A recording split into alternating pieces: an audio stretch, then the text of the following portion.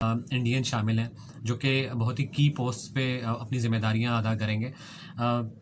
सवाल ये पैदा होता है कि आखिर इंडिया ने आखिर ऐसा कौन कौन से मेजर्स लिए जिसकी वजह से आज अमेरिकन पॉलिटिक्स में, अमेरिकन बिजनेस में, अमेरिकन टेक्नोलॉजी में इंडियंस जो हैं वो लीड कर रहे हैं या वो बहुत ही की पोस्ट पे फाइज हैं।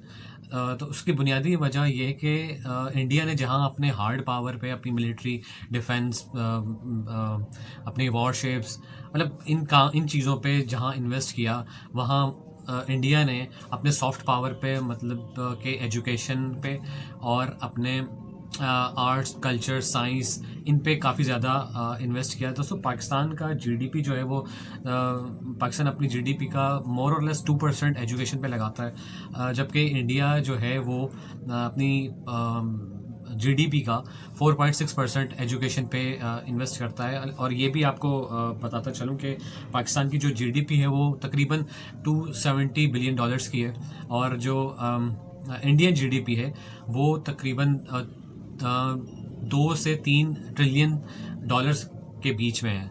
तो इतना बड़ा अमाउंट जब उनकी जीडीपी का एजुकेशन पे खर्च होगा तो उसका आउटपुट यही निकलेगा कि जो जो इंडिया का इन्फ्लुएंस है, इंडियन लॉबी इन अमेरिका, वो काफ़ी ज़्यादा स्ट्रॉन्ग हो चुकी है। आज के दौर में एक और टर्म यूज़ होती है जिसे कहते हैं स्मार्ट पावर। इंडिया ने स्मार्ट पावर, हार्ड पावर और सॉफ्ट पावर का मिक्सचर होता है। इन दोनों को पैरेलल लेकर जो कंट्रीज चलती हैं उन्हें कहा जाता है स्मार्ट पावर। इंडिया जो है वो स्मार्ट पावर को काफ़ी अच्छे तरीके से परसू करती आई है, स्पेशली 1990 से लेके और 2020 तक, तकरीबन 30 सालों में इंडिया ने काफ़ी ज़्यादा जो है वो इस पर इन्वेस्ट किया है और इसको काफ़ी अच्छे तरीके से स्मार्ट पावर को यूटिलाइज किया है, इसको परसू किया है। पाकिस्तान के साथ प्रॉब्लम यह है कि पाकिस्तान का जो एजुकेशन सिस्टम है उसके बाद का अंदाज़ा आप इस चीज़ से लगाएं कि एक और टर्म यूज़ होती है जिसे कहा जाता है स्टेम, STEM, जिसका मतलब होता है साइंस, टेक्नोलॉजी, इंजीनियरिंग और मैथमेटिक्स। अच्छा, 1990 में तकरीबन 89 to 90 में जो स्टेम अमेरिकन यूनिवर्सिटीज़ में जहाँ ये 4 फील्ड्स पढ़ाई जाती थी, वहाँ पे पाकिस्तान और इंडियन रेशो जो था वो 1:4 था। मतलब एक अगर पाकिस्तानी इन फील्ड्स में से किसी एक फील्ड में जाता था तो 4 इंडियंस जो है वो स्टेम को फॉलो करते थे।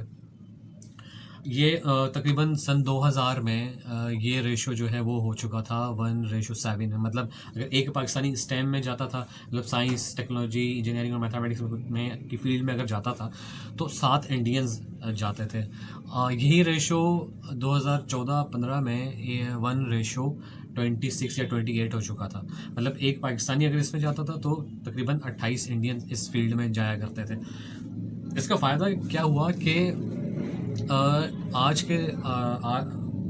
की तारीख में जो इंडियन लेबर है या इंडियन डायस्पोरा या Indians in other countries, mostly in developed countries, वहाँ पे उनका इन्फ्लुएंस बहुत ज़्यादा बढ़ चुका है।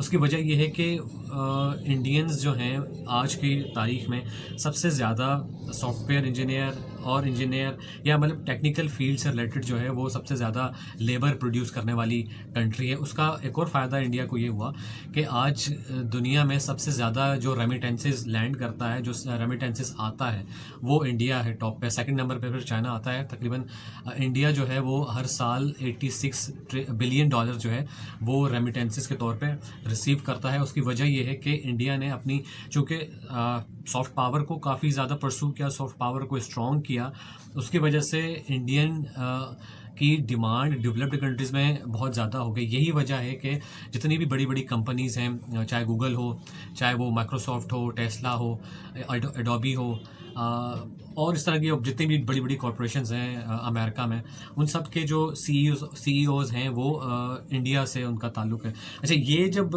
आपका कॉरपोरेट सेक्टर में भी, बिज़नेस में भी और अपना पॉलिटिशियंस में भी जब आपकी कंट्री से रिलेटेड लोग जाएंगे, आपकी कंट्री के लोग जाएंगे या उनका ओरिजिन एटलीस्ट आपकी कंट्री से होगा, जिस तरह इंडियंस की हम बात कर रहे हैं, तो वहाँ पे पॉलिसी मेकिंग में उनका बहुत ही इम्पोर्टेंट रोल प्ले वो करते हैं।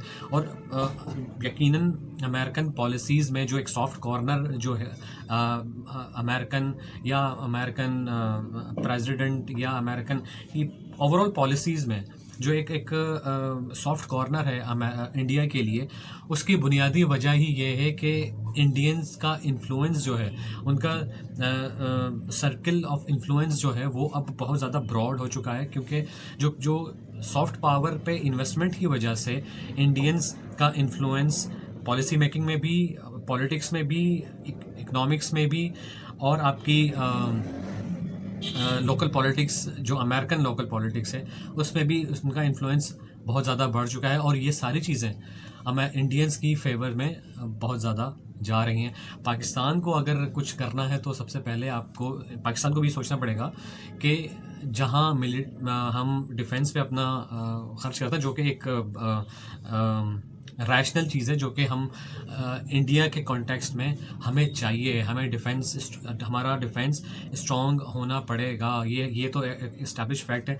लेकिन चैलेंज ये है पाकिस्तान के साथ कि पाकिस्तान को जहां अपना डिफेंस स्ट्रॉन्ग करना है, जहां अपनी हार्ड पावर स्ट्रॉन्ग करनी है, और काफ़ी हद तक पाकिस्तान इसमें कामयाब भी रहा है, वहाँ साथ ही साथ पाकिस्तान को अपना सॉफ्ट पावर भी जो है उस पर भी काम करना पड़ेगा और उस पर भी इन्वेस्ट करना पड़ेगा। पाकिस्तान को अपनी एजुकेशन पे, रिसर्च एंड डेवलपमेंट पे, साइंस एंड टेक्नोलॉजी पे, इनोवेशन पे, क्रिएटिविटी पे, इन सब पे इन्वेस्ट करना पड़ेगा, ताकि हम भी स्मार्ट पावर को प्रॉपर तरीके से यूटिलाइज कर सकें और अपना जो इन्फ्लुएंस है वो डेवलप्ड कंट्रीज़ पे बढ़ा सकें।